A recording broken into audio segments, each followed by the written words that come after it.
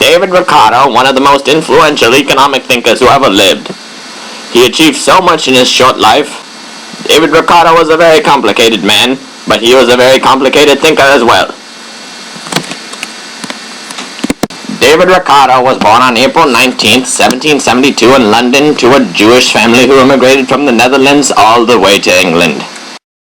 Ricardo's father, who happened to be a successful stockbroker, made a fortune on the London Stock Exchange. David Ricardo was third of 17 children. Someone should have used birth control. When Ricardo was 14, he joined his father's business and showed talent in economics. Life was good for the family until 1793, when he married a Quaker named Priscilla Ann Wilkinson. Ricardo had forsaken his Jewish religion to become a Unitarian. His parents disowned him and he never spoke to them again.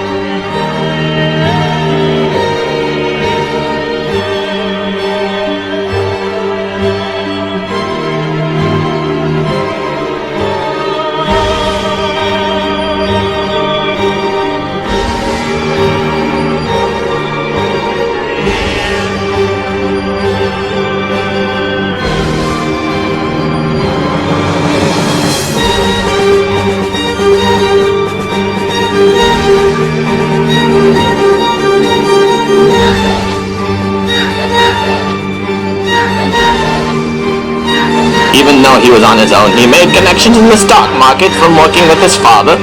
He kept working at the stock exchange and slowly made his own fortune.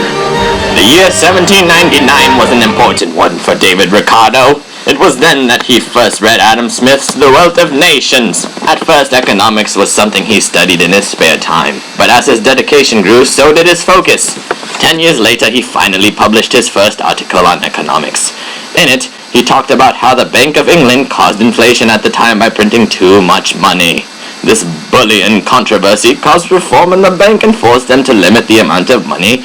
The Battle of Waterloo made David Ricardo a millionaire almost overnight. Ricardo lived during the French Revolution and played a huge economic role involving the Battle of Waterloo. The battle itself was intense and the outcome uncertain. Meanwhile, David was fighting for a loan contract with the British government. Once he got it, everything was in the hands of faith. The bonds were worth very little, and there were two outcomes. Napoleon and France win the battle and the value of the bonds plummet.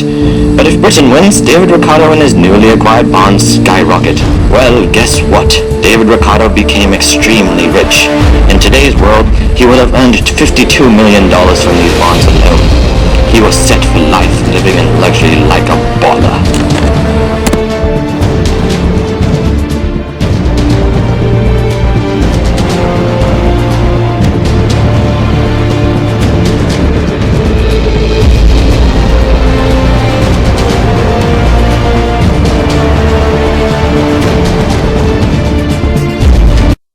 Today, David Ricardo is mostly remembered for one thing especially, comparative advantage.